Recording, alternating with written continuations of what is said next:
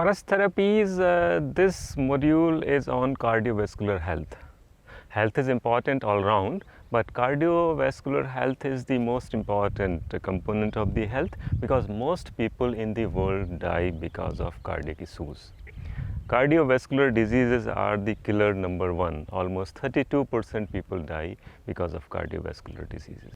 Now we would be talking in three segments. In first we will talk what is this disease, what is our understanding, and then we will switch over to what are the major misconceptions or lifestyle issues that are leading to these diseases, and in third phase we will discuss about the protocol that is being followed at the Sehatvan, and if you might like to follow that, how to go about that.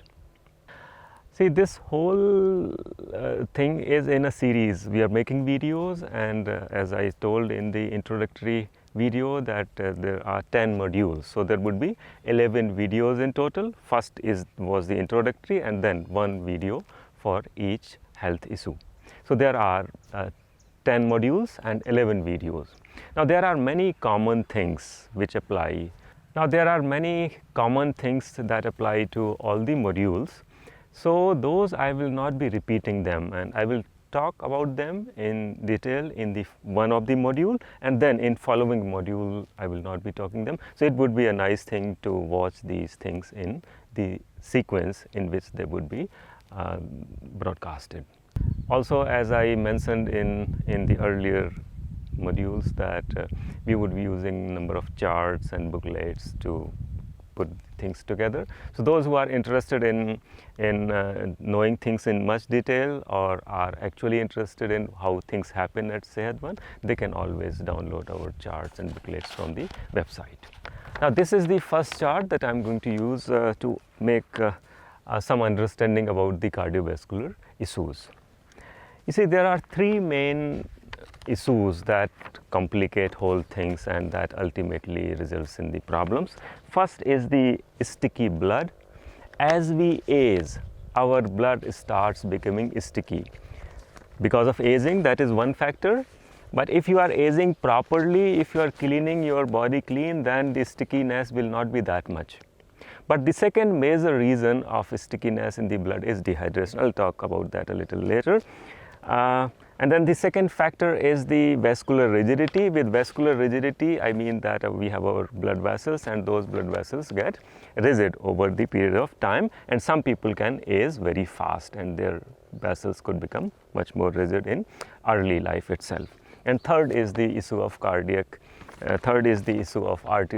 clogging, that our arteries deposits the clog. And all these things put together actually yield ultimately to high blood pressure or hypertension, as is commonly known, and also things like heart attack, stroke, kidney failure, etc. So coming back to the first thing, that is sticky blood. As I told you that one of the reason of stickiness in the blood is aging. As you age, your blood becomes thicker and stickier.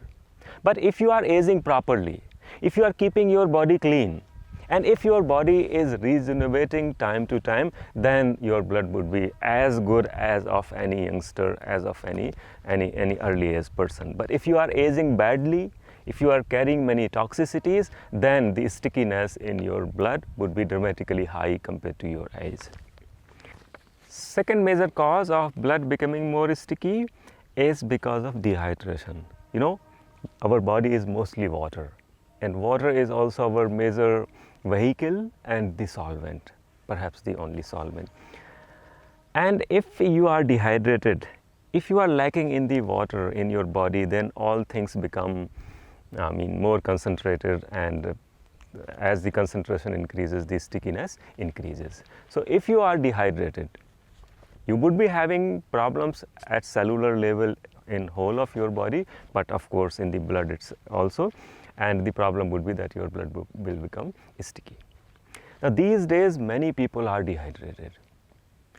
One reason could be that people are not drinking enough water, or second, whatever they are drinking is usually having the diuretic also, like tea, coffee, and all the colas, they also have a lot of caffeine.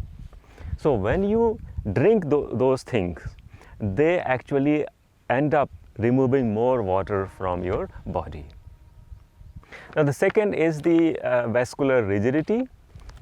You see, the nature has designed our blood vessels being flexible in nature, particularly the arteries.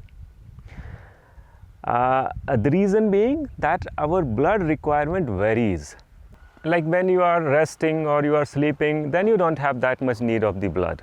But if you are, say, if you are on the steps or you are running or you are carrying some kind of heavy work, then your body needs much more blood.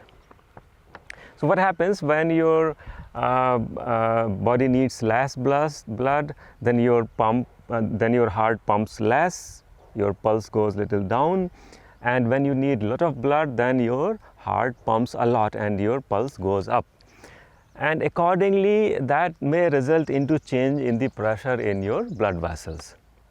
But we need to maintain the optimum blood pressure, because if the blood pressure drops below certain value, then the blood will not reach to the extremities, like say your brain or toes or fingers, etc., or in the deeper portion of the body. Likewise, if your pressure is too much, then there would always be chance of your blood getting leaked. There could be hemorrhage. Hemorrhage could be in the blood also, in the brain also. Many people these days suffer from brain hemorrhage. So that is why it is important that our pressure is maintained in a particular range, neither too low nor too high. And to maintain that particular range of the blood pressure, nature has created our arteries being flexible in nature, so that when they are carrying less blood, there is enough pressure and the blood reaches to everywhere, and when there is a lot of blood flowing, even then the pressure is not that much that the blood starts leaking from the capillaries. So as you age, the flexibility of your blood vessels reduces. Your vessels become more and more rigid. But this aging is not represented by your age. Like if you are 50 years, then another person of the same age will have the same rigidity. It is not like this. If you are keeping body clean and if you are rejuvenating your body again and again, then even a person in 50 years of age can have blood vessels as flexible as a person in 17 years of age. On the contrary, a person not keeping the body well, not rejuvenating, keeping all the junk in the body may age very fast, and even at the age of 35 years, the rigidity could be as high as would occur in the 80 years of time. And these days people are aging much faster. You see, the heart attack and hypertension earlier used to be the diseases of later age, in 50s or 60s. Now you can have heart attack or hypertension detected even in 30s. So that aging has to be taken care of. And the third part, which most of us are aware of, the arterial clogging. This is also known as coronary blockade, and something happened in the heart, there is a blockade in the heart, you want to get that removed. So this blockade is comprised of mainly three things: cholesterol, fat and calcium. And the reasons are that if your cholesterol level is high, there would be some chances that your cholesterol may deposit in the blood vessel. Similarly, if the calcium is high, not high particularly, if your vitamin D level is low. Vitamin D is very vital in the overall metabolism of calcium. It helps in the uptake, and it also helps keep your calcium in your bones. So if your vitamin D goes down, then your calcium becomes confused, and rather than getting deposited in the bones, it may come out from the bone, may cause you osteoporosis, and at the same time the calcium may deposit in your blood vessels. So the two problems may occur simultaneously. You might have osteoporosis and you might have the deposits. So either you are having cholesterol, high cholesterol, or you are having vitamin D deficiency. Both such things will lead to more and more of arterial clogging. But there is one thing very badly understood, and that is this, that this clogging occurs at certain points. It's not like this. The clogging actually occurs across the body. There could be high clogging at certain point, there could be low clogging at some point, but if you have a tendency of clogging, if you are not maintaining your body well, then the clogging will take place all around your bodies. In the heart, it may cause the heart attack. In the brain, it may cause you the stroke. In the kidney, it may lead to kidney failure. And it will do other things in other part of the body. So, considering the stents or angioplasty or bypass surgery as a treatment of this clogging is not a right idea. The stents actually benefit only the stent manufacturers. There have been several research recently which says that angioplasty and cardiac surgery are of only placebo effect. They actually don't do much in the body, because this clogging is not limited to some point. This clogging is whole around. And how many stents you will fill? Will you put a stent in the brain also? Will you put a stent in the kidney also? Will you put a stent in all around the heart? No, that's not possible. And also even the stent attracts further clogging. Stents are foreign in nature, and anybody who takes a stent in 1 year or so, if he is not following proper lifestyle, then he will detect there are more and more blockades. So this is a misnomer that the blockades occur at certain point. Actually, you have clogging, and that clogging is in all your arteries. So thereby, putting a stent or going for a bypass is just a temporary, a very brief relief. Actually, it's not even a relief. The cost and the procedural risk involved are much higher than the benefit. There is hardly any benefit. There are a lot of questions on that. The real thing is this, that you remove all that clogging, and it's possible. You can actually clean your entire blood vascular system. You can have the blood flowing very easily. Now there is one more thing I like to draw your serious attention towards, and that is about the role of sun in our life. Sun has many functionalities to play. And our skin is actually our solar panel, as I said in one of earlier videos. And we have covered our panel. Not only covered, we are indoor all the time. We also put sunscreens, and that way we have got disconnected with the sun completely. Whereas sun is very vital for the life. I am giving you just one example. And this example is of the conversion of cholesterol in vitamin D. If you look at the chemical structure of the two, they are very similar. Actually, cholesterol is a precursor to vitamin D. Not only to vitamin D, it is a precursor to many hormones also. So cholesterol is a damn useful thing for the body. But if it is not handled properly, if biochemistry is interfered, then there is a different fate. And what's happening? You see, this chart indicates what happens with the cholesterol in the presence of sunshine. The cholesterol in presence of sunshine, sun has to actually touch our skin. The whole thing takes place in the skin. You are under the sun fully covered, it will not make any sense. So this way your cholesterol gets converted into vitamin D. And your cholesterol level goes down, vitamin D level goes up. And this is what you will see most of the urban people, most of the people across the world are actually having high cholesterol and vitamin D deficiency, because they are not exposing themselves to the sun. And if at all exposing, they are fully clad. Second thing is this, that as your vitamin D level goes up, your stress goes down, your mood gets elevated, you feel happy. Now people say that heart attack or hypertension takes place because of stress. I have a little different view on this. In my opinion, it's not the stress that causes the heart attack or the hypertension. The two things go simultaneously. The stress may not be the cause. Stress is because your vitamin D level is low. And you are having the cardiac issues because your vitamin D level is low. Third thing is this, that as your cholesterol converts in vitamin D, your plaque will go down, because your cholesterol, which is deposited in the blood vessel, will get converted into vitamin D. So there would be direct decrease in the cholesterol at one hand, and at the other hand there would be high vitamin D, and that vitamin D, increased vitamin D will take any calcium present in your blood vessel to your bones. So you will have stronger bones as well. So these are the two major concepts I would like to draw your attention to. Number one, that the arterial clogging takes place at certain specific point. No, it happens across the system and it keeps happening unless you take care of it. So you need to take care of it around your whole of the body, not in just one or two arteries of the heart. And second is of the role of sun in the vitamin D formation. Now coming to the protocol that we follow at Sehatvan, we have a 5-step protocol for boosting cardiovascular health. One of these steps we call as pre-forest protocol, that is to be taken up in the city before arriving to the forest or to the Sehatvan. And then there are 3 forest steps, and they are to be done in the forest only, not in the city or in any urban setting.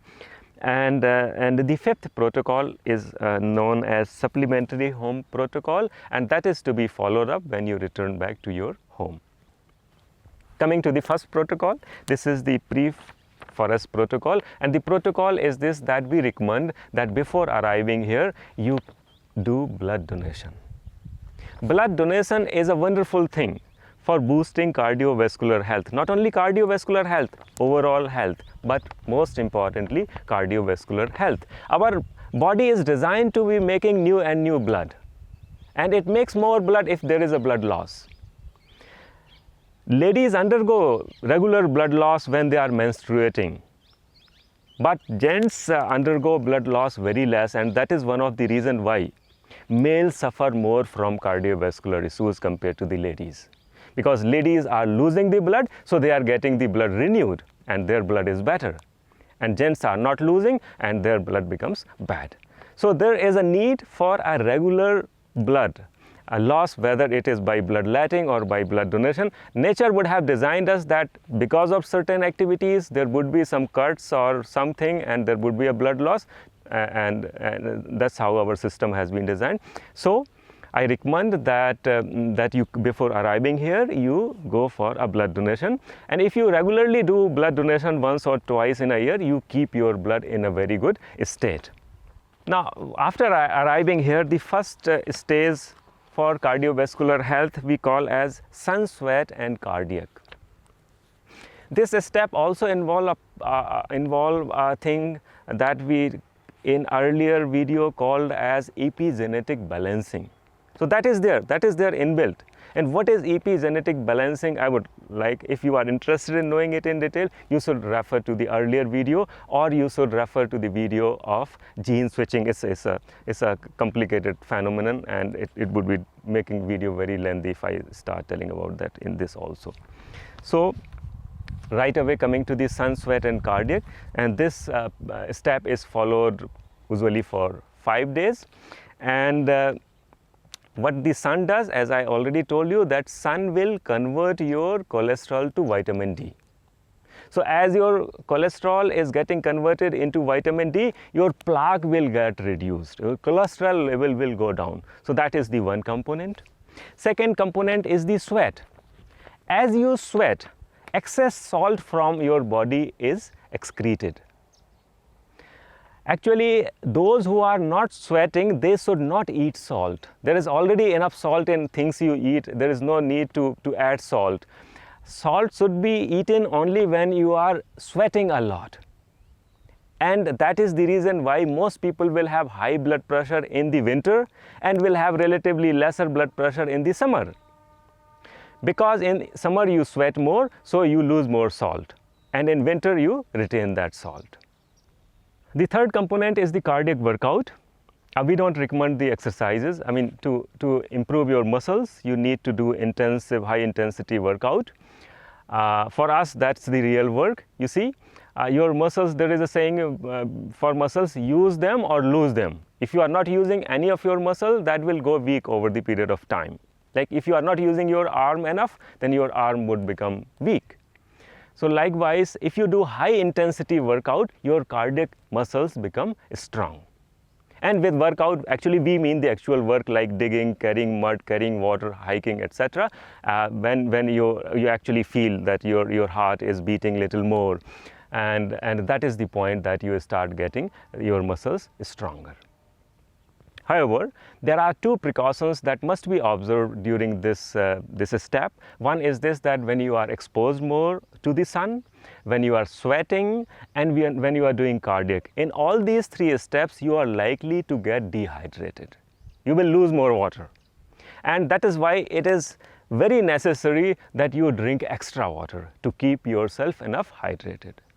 Second, you could be already subclinically, undiagnostically suffering from some cardiac or cardiovascular issues. You could be nearing to a heart attack. And if you do cardiac all of a sudden, then there could be a danger. And that is why it should be taken up only gradually, preferably under a supervision and under monitoring of proper pulse rate and blood pressure. And if you do that, it could be done. So we recommend this step for 5 days, and after that we move to the second step that we call autophagic cleansing and rejuvenation. This is recommended for 5 to 10 days. This is based on autophagy, and autophagy we have been discussing a lot. And you know, as the name itself indicates, autophagy means, auto means self, phagy means eating. When you don't eat food, your body starts eating to itself. And what does it eat? It eats all the garbage, all the things your body don't need. And hence, if you skip food for a few days, your body will enter into autophagy mode and will start consuming anything which is extra, anything which is bad, anything which is toxic inside the body. And your cloggings are extra, they are actually not needed. So that would be the preferred food of your body. So when you are not eating, your body will eat away the clogs, and thereby your vessels would become further clean. Vessels would become clean because of sun also, because your cholesterol is decreasing, vitamin D is increasing, but at the same time when you go for the fasting, it further reduces because your body will consume that. And if you deepen this fast, I mean, if you take it beyond a week or so, then you enter into a regenerative step, and regeneration starts, and you will start getting new blood, better blood, new vessels, better vessels, the flexible vessels. So even the rigidity of arteries will go down. The precaution to be observed in this phase is this, that during the autophagy, lot of detox also takes place. And when detox is taking place, all the toxins that are stored in your body will come out and will have various symptoms like fever, rashes, diarrhea, vomiting, many things. If your body is clean, nothing will happen. So thereby there should be some kind of a supervision, number one. Number two, it should never be done in the city environment, because city environment already carries a lot of toxicity in the air.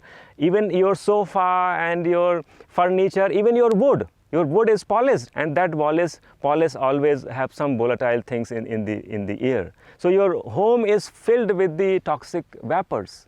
And if it is air conditioned, then the toxicity is at the peak all the time. And even the outside air is toxic. So there is a lot of toxicity, and that toxicity plus the toxicity coming out of your body can make the things very complicated. Also, it is very difficult to stay hungry in a city because there is food all around. You open the newspaper, there are advertisements with the food. You open the TV, there is food. And in the kitchen, all around there is food. So you would be stressed. All the time you would be thinking about the food. That is why doing fasting in the city is much difficult, and it should be done only a clean, pristine forest environment. The third step we call as re-strengthening, and we recommend 5 days for this.